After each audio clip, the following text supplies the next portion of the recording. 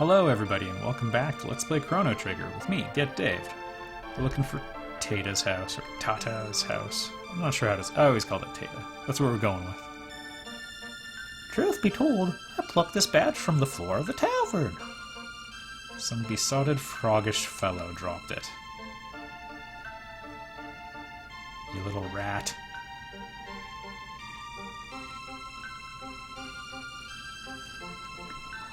Well, good news. We're the hero now.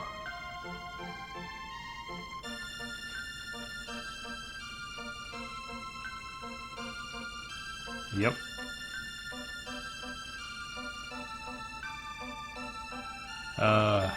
Just wanted to be a big man.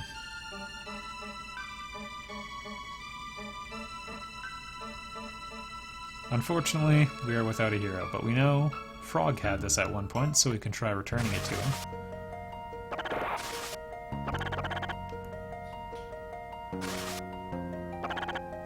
The fights are like, I don't know. We'll go rumble with one pair. We'll do it on the way out though. Some of you might want to see the enemies. You could kill him.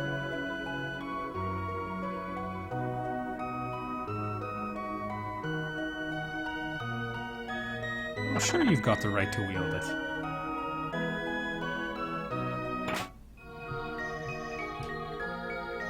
There you go. He's got the other part.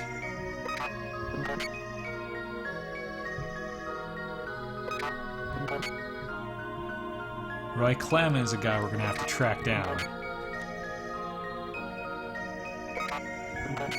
Oh, well that's a lot easier actually.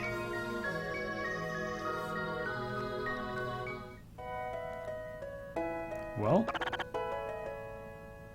I know exactly who made the Masamune, although he lives in the future, which doesn't really make sense. Unless there's other time travelers we don't know about. Alright, so here's a fun thing you can do. You can beat up this guy.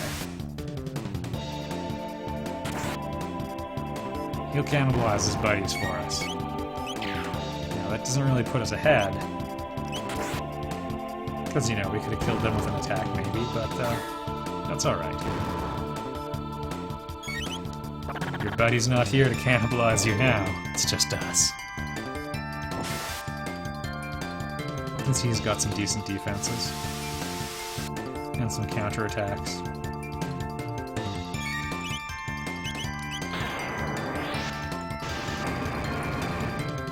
And is on fire.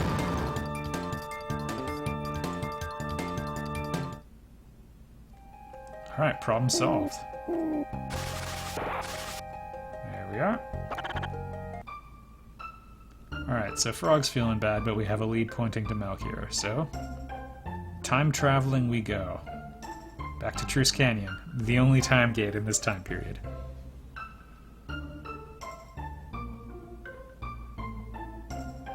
Because, just to reiterate, we gotta kill the Fiend Lord. If we don't, Lavos will destroy the world. Now we are facing the difficulty. Call it an argument from authority if you must. But if we're fighting the guy who creates or summons or whatever constructs Lavos, you'd think he would be greater than Lavos and thus harder to kill, and Lavos destroys the world.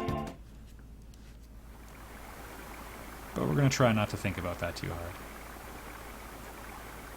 We'll go get him. We'll get the Masamune, and we'll cut him down.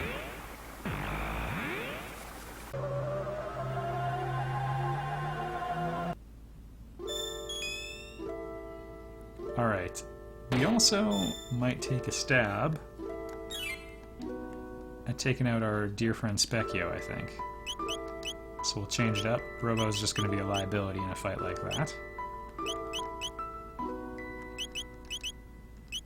Prioritize Magic's attack. And I'm going to try to get Marl's speed up as well. Magic, she's now on par with Luca. She is usually in the same ballpark, but does lag behind by about 10%, might be a bit of an exaggeration, but there is a little bit of a lag. Wow, we're still on Tita and the Frog. Alright. Let's get this jump. Yeah, I'm looking for some practice. This would actually be a lot easier if Marl had Cure, but no matter.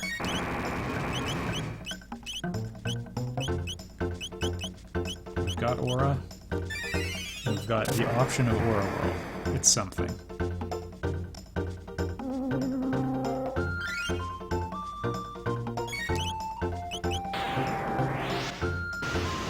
So we almost negated Spec's first turn. It's promising.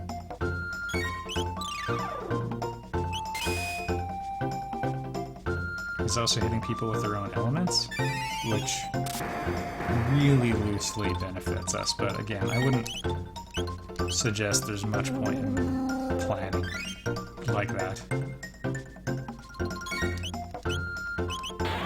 Kind of reminds me of in Chrono Cross, you allegedly get a little strength boost to your elemental magic to make the fighting area all affiliated with that element. I can't say I've ever noticed a really meaningful difference. Guess maybe they were worried it would be exploited. We do have to be a bit mindful of him hammering on one person and doing exactly what he's doing. Sooner or later, he's probably going to get 2 turns to Marl's 1. Well, or not. Oh me, oh my. You can't hit him with physical attacks, by the way.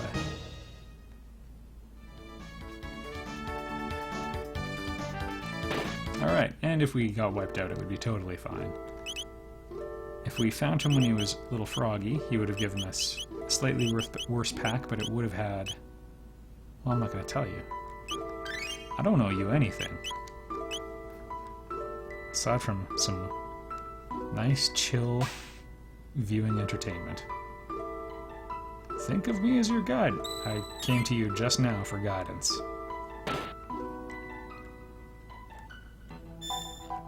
Where are we looking for here? Not that. We also could have taken the vortex point. Recall, we popped out of the vortex pool to reach Truce Village last time.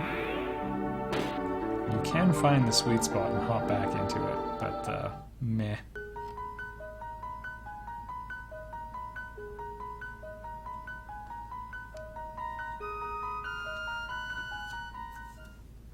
Come to see Mike?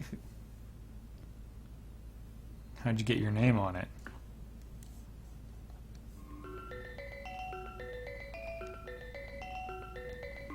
Prepare yourself for the ultimate tease. What is this beautiful music? I did come to hear that story.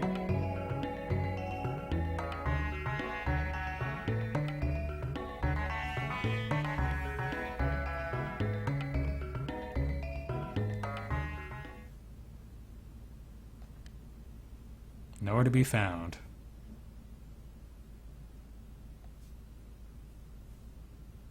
Longer than I could imagine. I could imagine 65 million years. There's our next temporal hint, everybody. Yeah, this is the one where the gate is. There we go. Into your wardrobe. And conveniently, this place, like the corresponding gate, well, let's just watch. And before we go, I'm going to swap in Robo really quickly. Never gonna give you up. A couple people, like a couple different people posted in the comment section and were like, did anybody else post that? That sounds a bit like Mr. Rickroll. And basically 100 other people were like, hey, holy crap, the game's Rickrolling us. Well, whatever they are, they're trying to kill us. So, These guys are called reptites. What you need to know about them is that they have very high physical defense, or pretty high physical defense, and no magic defense whatsoever. Figuratively, I'm sure it's... I'm just getting ready for the one person in the comment section who's like, their magic defense value is 14. What are you talking about? We're kicking their butts.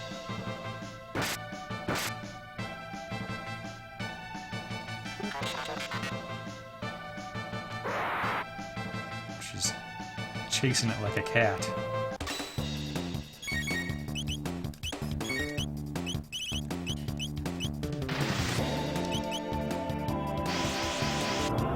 So the reason I brought Robo along is because that is basically our only hit everyone magic-based damage option, aside from Laser Spin, which doesn't really have enough firepower. It actually might be able to drop them though, because they're so, unremarkable in their magic defense. Yeah, she's amped up.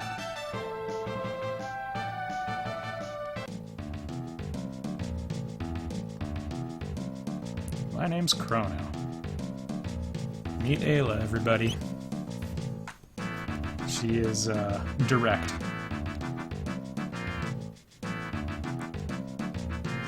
Yeah, Marl's like, hey, back off. Man, woman, both like. Like Marl's reaction.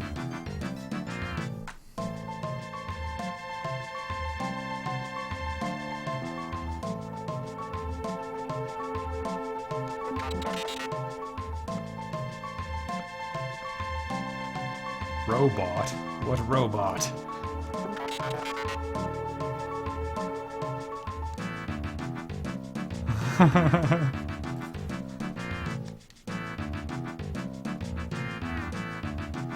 Where are we from? 65 million years in the future? Robo, don't be condescending.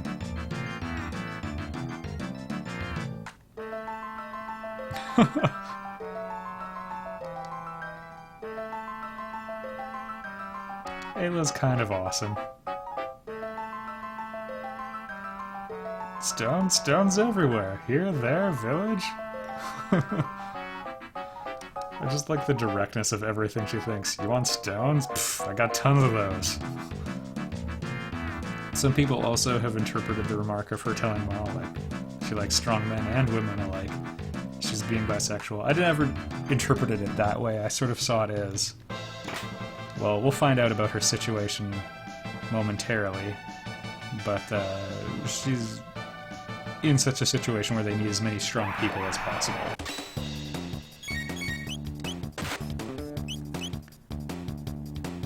Okay, these guys up top, these dinosaurs, they have really high physical defense. Kilwalas at the bottom have very high magical defense. So we'll just juggle them back and forth as is appropriate. Chrono can probably drop both of them with a Cyclone. The weapons are holding us back a little bit though. And I really want to show you Ice Sword because it's one of my favorite attacks in the game. It just really looks like Chrono smacks them pretty hard. But we can wait. Also note we're picking up items like horns and petals. So the economy doesn't really revolve around gold too much, it's more about trade. And so those are goods that they care about that we can barter with.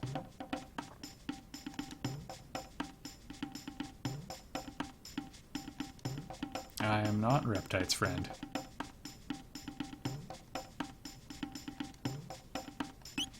Drink happy water. And we're not hungry. Alright, the next thing's going to take a little bit of time, so rather than advance the plot, I'm going to make a brief investment in the next episode. So we're just going to go to the hunting range, which is somewhere I didn't know existed for the first couple times I played this game. It's fantastic. You can can get those tradable goods very quickly here. So we dropped 3 little froggies. Each one has 2 things, whereas before, like, a group of 4 enemies would have 1.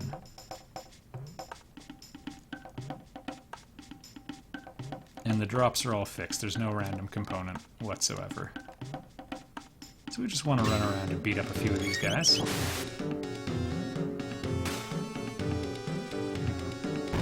If we had slightly better weapons, well, whatever. I think I might put the silver stud on Chrono and just cyclone everyone like crazy. That'll be faster. 2 feathers. Feathers are the ones that are kind of difficult to get. Most of the enemies here are frogs. There we go.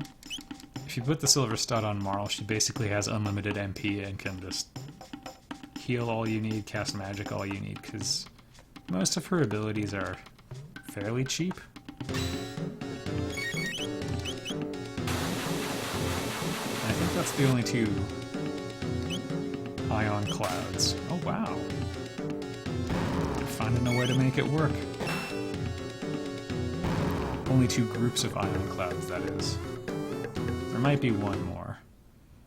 There's sort of a circuit you can run, and you can encounter 4 or 5 groups of enemies pretty easily, and then it will rain. And that is when we make our move. And I'm actually tempted, yeah, I'm going to use a little save state abuse here. Sorry to break the 4th wall on you, but I really want to show this because it's neat. And we might not get the opportunity. Alright, so it's raining. And when it rains, there's a chance that a new will appear. And I really want to show you a new, but they can sometimes be hard to find. I'm also doing a very poor job of running around this place. Yeah, it didn't show up. So I think that was log 3. You can see the dates I recorded these episodes.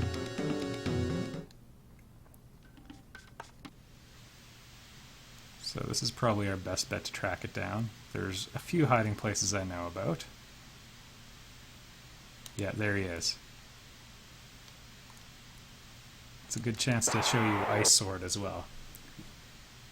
So you always want to stick around long enough. I don't care what your agenda is. You want to stick around long enough to have at least 1 rain cycle. You can come and go in this area and respawn the enemies as much as you want. I'm just going to wait till he acts. So they like to bring people within a single hit point of death. And then after that, their other attack does 1.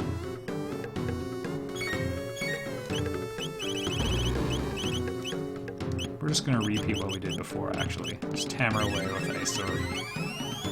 The animation is really good. Just that little pause right before he hits. Just looks like he's hitting like a truck.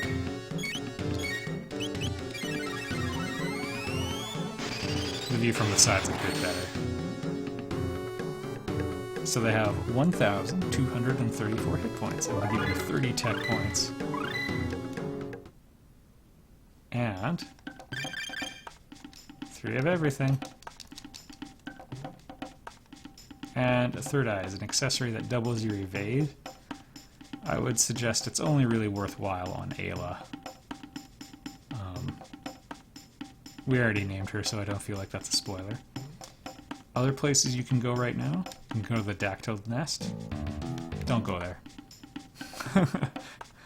We'd probably live, but it would be more of a fight. Well, you know what, let's try it. These enemies are about who will be fighting in 10 levels. There we go, we're onto the rare red rock. We'll spend a minute testing our might here, but for real, you want everybody at full HP. We're gonna find less advanced versions of these enemies kicking around. As long as we just hammer away with Ice Sword, we should be okay. Bam. Those apes, they counterattack by throwing out... You know, I'll just show you. Talk is cheap. So that's no big deal, but if I hit him... I think we were at a sweet spot for range. Or I'm making things up, one of the two. And see, he's doing a good job of messing up Chrono, though. Robo tackle, very powerful.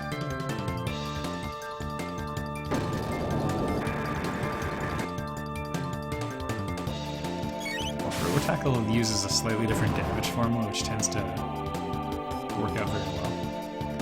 So yeah, Chrono got beaten within, well, lost half his life, and not by like any cheesy tricks. That's the first encounter here. Yeah, would not want to grind out like that. And I went all out too. I used like all my strongest attacks on a random encounter. Yeah, you wouldn't want to push that too far. I'm going to end this episode here, and the next one we'll hang out with Ayla and we'll party. Not figuratively, we're actually going to like have a party. It'll be great. See you later, everybody.